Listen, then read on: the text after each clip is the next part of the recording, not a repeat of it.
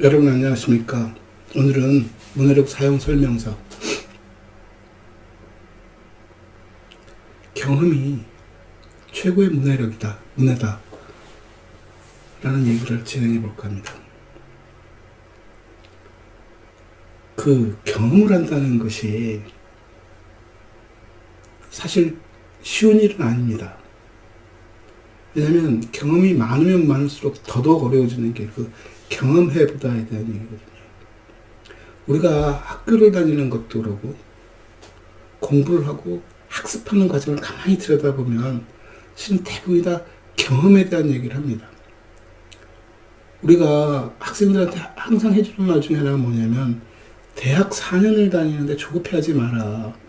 어떤 친구는 2년 반 만에 모든 학업을 마치고 조기 졸업을 하려는 친구들도 있고 중고등학교를 검정고시를 통해서 대학에 오는 친구들도 있고 여러 가지 그 과목들 자격증을 취득해서 대학에 편입해서 들어오는 친구들도 있고 굉장히 다양한 절차를 갖고 오지만 물론 그 모두가 다 중요하고 필요하고 의미 있는 일인 것만은 사실입니다만 제가 하고 싶은 얘기는 우리가 그 과정을 6년, 3년, 4년 이렇게 만들어 둔 것에는 그만한 합당한 이유가 있다. 그 이유는 다름이 아니라 경험에 대한 얘기다. 우리가 공부만 하라고 학교를 다니는 것도 아니고 시간을 죽이라고 학교를 다니는 것도 아니고 그 또래의 아이들이 모여서 그 또래의 아이들끼리 생활해가는 것 자체가 상당히 중요하다는 것을 알려주는 것이고 그것을 경험시키는 작업이거든요. 그래서 그 어릴 때 그 경험들이 축적이 되어져서 우리가 사회에 나가서 살 때 그들과 어울려 살면서 일을 해결하는 그 역시 저는 문해라고 보고 그것을 터득하는 힘이 필요하다. 그래서 우리가 공부도 하고 책도 읽다 굉장히 중요한 문해력이라는 말 자체가 리터러시, 글을 읽고 이해하고 해득하는 작업에 대한 얘기를 하지만 넓게 얘기하면 그 작업 역시 무엇을 전제로 만들어졌냐면 경험을 전제로 만들어진 거죠. 직접 경험할 수 없는 것을 간접적이나마 경험하라. 그게 글을 통해서 이루어진 것이고 글을 통해서 소통하면서 사람들의 생각들을 읽어낼 수 있고 저 사람의 삶을 이해하려고 하는 작업들이 녹아있는 거죠. 그래서 제일 중요한 것은 경험입니다. 시골 산간에서 부모와 자식이 살면서 엄마 아버지가 해주는 그 농사일을 자식들이 쫓아가면서 쭉 배우고 몇 년이 지나면 여전히 농사꾼으로 성장하고 그 농사 짓는 법은 부모가 한 농사 짓는 법과 크게 다르지 않게 성장합니다. 많은 문제점도 해결해 가면서. 제가 며칠 전 TV를 통해서 봤더니 지리산 속에서 살고 있는 약초꾼에 대한 얘기가 나오더군요. 어린 시절 공부를 한다고 부모가 도예지에 내놓고 소위 유학 아닌 유학생을 하고 공부를 하다가 나중에 다시 나이 들어서 부모 밑에 들어와서 약초꾼으로 살아갑니다. 굉장히 힘들다고 그러더라고요. 산이 무섭고 산속에 있는 그 많은 벌레니 동물들이 두렵다는 거죠. 알지 못하는 것이 튀어나오는 것에 대해서. 그건 무엇을 따야 할지, 어떤 버섯이 좋은 버섯이고 독버섯이 아닌지, 어디에 가면 있는지에 대한 것들을 잘 모른답니다. 근데 부모 밑에서 그걸 몇 년을 쭉 따라하면서 어느 날 혼자 스스로 산에 가서 버섯을 따오는 일을 합니다. 부모 말. 이제 제대로 약초꾼이 되어가는 것 같다. 그 사람은 책을 본 적도 없고요. 관련된. 오롯이 산에서 버섯을 따는 행위는 부모 밑에서 배웠습니다. 눈으로 보고 몸으로 익혀가면서 그걸 체화시켜갔던 것이죠. 그래서 경험 이상 좋은 문해는 없습니다. 산을 이해하고 산과 소통하고 그 속에 살고 있는 버섯들, 속속들이 이해해가는 그들의 생활을, 그들의 삶을 만들어가는 작업들을 해독하려는 거죠. 그래서 지금 제일 좋은 것이 경험인데 모든 것을 다 경험할 수는 없으니까 그리고 그런 것들을 모르고 살 수도 없는 거, 생활을 하면서 언젠가는 부닥칠 수 있는 많은 건들이 그걸 한꺼번에 짧은 시간에 많은 것을 할 수 없으니까 우리는 책을 통해서 글을 통해서 제가 봤을 때 그 글이라는 것이 주는 효과는 엄청 크지만 그 글이라는 것이 미래 사회에서도 우리가 21세기를 살아가면서 미래 사회에서도 여전히 유효하겠니 하는 질문에 대해서는 제가 선뜻 답하기가 쉽지는 않습니다. 글이 주는 특징이 있고, 말이 주는 특징이 있고, 영상이 주는 특징이 있고, 소리가 주는 특징이 있고, 눈으로 보는 여러 장면들이 주는 특징들이 다 있습니다. 거기서 읽어낼 수 있는 것들도 다 다양하고요. 심지어 공기의 흐름조차도 많은 것을 느끼게 해주는 것들이 있습니다. 어떤 동물은 그것을 읽어가는 힘도 굉장히 중요하다. 소리로 읽고, 감각으로 읽고, 냄새로 읽고, 눈으로 보고, 이 모든 것이 오감이 살아서 숨쉬면서 교감하고 있는 작업. 저는 그게 우리가 알고 있는 넓은 의미의 리터러시, 문해라고 생각합니다. 특히 그 중에서도 경험이 주는 것은 제일 빠릅니다. 제일 정확하고요. 한 번 자기가 실수를 했을 경우 그 실수를 두 번 반복하지는 않습니다.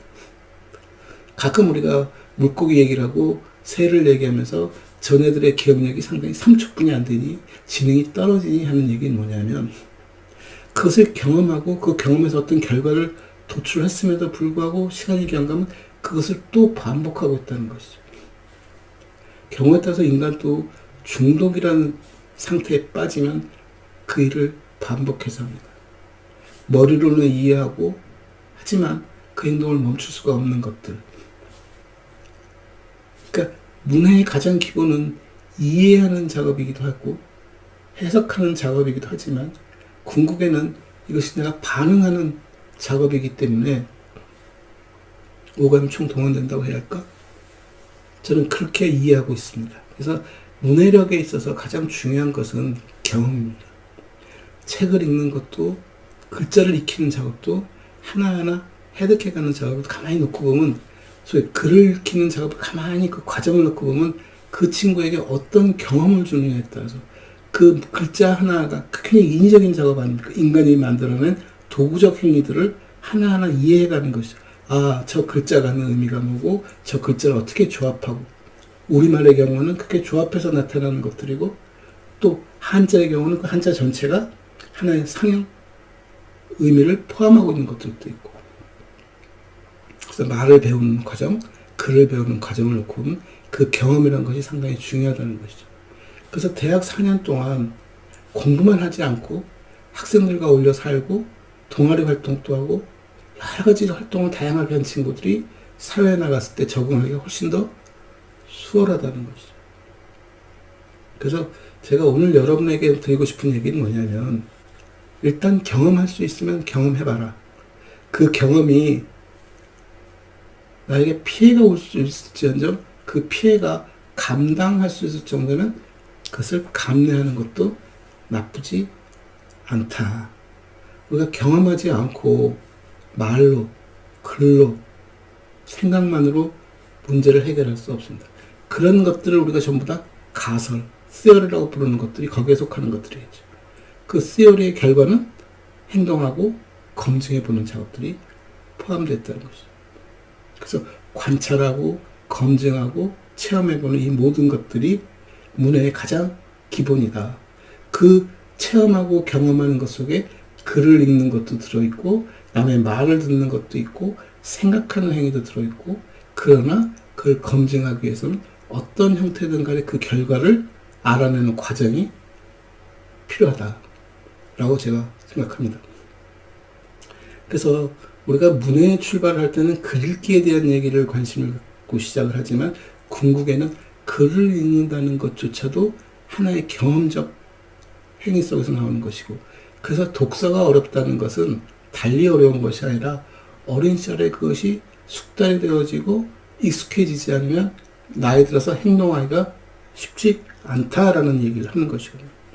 그래서 그 경험이 주는 그 익숙함이 주는 것도 굉장히 중요한 행위 중에 하나이고 그것을 통해서 우리가 제일 많은 것을 배워갑니다. 그 과정에 간접 경험이라는 글 읽기를 통해서 사람들의 생각을 읽어내는 힘, 자기의 생각을 표현하는 힘, 남의 얘기를 듣는 것, 남에게 말을 전달하는 것, 이 모두가 다 들어있겠죠. 그리고 아까 말씀드린 대로 생각하기도 굉장히 중요하다는 것이죠. 경험했는데 그 경험에 대해서 피드백이 안 되어버리면 왜 그렇게 했을까? 어떻게 하면 다르게 할 수 있을까? 무엇을 해야 할까? 이런 것들을 하나하나 생각하고 그것을 다음 행동에 반영하고 피드백 받고 반영하고 피드백 받고 하는 과정에 생각도 들어있는 것이죠. 그래서 경험은 이 모든 것을 다 담고 있다라고 봅니다.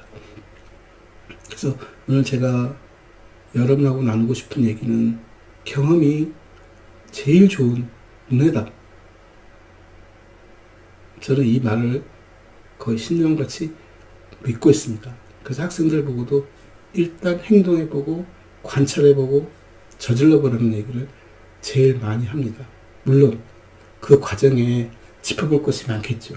덥석 저지르는 것이 아니라 전체 환경을 이해하고 들여다보고 미리 과학에 관련된 지식을 습득하고 그것이 성장하는 과정에 자신이 가졌던 경험이라고 생각해 본다면 진짜 경험 중요한 것이죠. 어떻게 공부할 건데 오늘 또 우스갯소리를 하면서 그런 얘기를 한 적이 있습니다. 옆집 아들은 공부를 참 잘해. 성적도 좋아. 근데 우리 아들은 안 그러네. 왜 우리 아들은 저러지? 하고 엄마가 쳐다봤을 때 옆집 아들이 자기 아들과 다른 게 뭔가를 봅니다. 아, 저 아이는 아침에 일찍 일어나고 뭐 여러 가지를 찾아내겠죠. 없던 장도 단장하고 그걸 자기 아들에게 이제 적용하기 시작합니다. 일찍 일어나라, 옷도 이쁘게 입어라, 뭘 어쩌라 어쩌라, 공부도 늦게까지 자지 말고 있어라, 책상에 앉아 있어라, 글을 읽어라, 여러 가지 경험을 시킵니다. 자기가 본 것을 적용해 보는 거죠. 그런데도 여전히 공부를 못한다면 내가 봤던 것들, 내가 눈으로 봐서 터득했던 정보가 틀렸음을 깨닫기 시작할 것이고 그 다음에는 새로운 방법을 또 적응하겠죠. 많은 정보를 수집하고 수집한 정보를 통해서 자기 자식에게 적용해 가면서 만들어 가겠죠. 궁극에 터득된 것은 그 아이가 스스로 자기가 무엇인가를 하고 싶고 무엇인가 열정을 갖지 않으면 어렵다는 것을 느끼게 되면 그런 것들이 형식적으로 나타나는 것이 아니라 그 아이의 본질적인 변화를 필요로 하는 것이고 그 본질적인 변화는 그 아이에게 많은 것을 보고 듣고 체험할 수 있게 해줌으로써 그 아이 스스로가 하고 싶은 열정과 관심과 호기심을 끄집어내는 것이 더 중요하다. 그래서 우리가 창의력에 대한 얘기를 하고 창의성을 키우는 법에 대해서 얘기할 때 제일 좋은 게 뭐냐면 그 아이에게 자유를 주라는 얘기를 하는 거예요.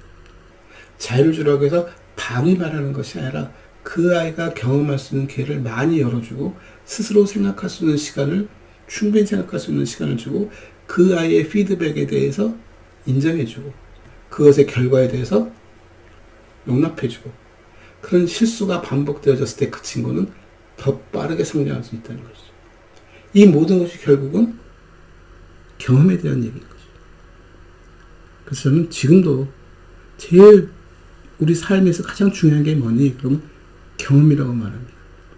그 어줍지 않은 꼰대 같은 말일 수 있지만 젊어서 고생은 사서도 해라 하는 말은 나쁜 의도를 말씀드리는 것이 아니고 어떤 열정페이를 하라는 뜻이 아니라 그런 경험들을 시행착오를 미리 학창 시절에 청년 시절에 가짐으로써 나이 들어서 그것을 통해서 좀 더 안전하고 좀 더 건전하고 좀 더 필요한 작업들을 해갈 수 있는 그런 자기 자산을 만들라는 의미이고 그 자산을 만드는 가장 좋은 방법이 경험이다라는 얘기를 드리는 거죠.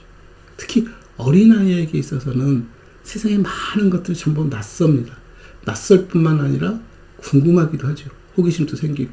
그런데 그것을 교과서만을 통해서 공부했을 때는 거기서 오는 느낌이 없다는 거죠. 그래서 과학을 하는 친구들에게도 기술을 익혀가고 새로운 기술을 만들어가는 친구들에게도 교수들이 해주는 얘기가 뭐냐면 실제로 공장에 가서 물건을 만들어 보고 그것을 구현해 보고 작동해 보라고 얘기를 합니다. 왜? 수치상으로 이론상으로만 답이 나오는 것이 아니라 그것이 실제로 현장에서 어떻게 움직이는지 어떤 환경 속에서 그것이 작동하는지 어떤 문제를 내포하고 있는지 무엇이 거기에 변수로 작동할 수 있는지를 실제로 경험하고 느껴보라는 얘기가 담겨 있다고 봅니다. 그래서 오늘은 실은 굉장히 짧은 얘기이기도 하고 굉장히 중요한 말이기도 하고 한마디면 가능한 얘기입니다. 경험해봐라. 그게 우리에게 필요한 가장 중요한 덕목이자 문화의 기본이다. 감사합니다.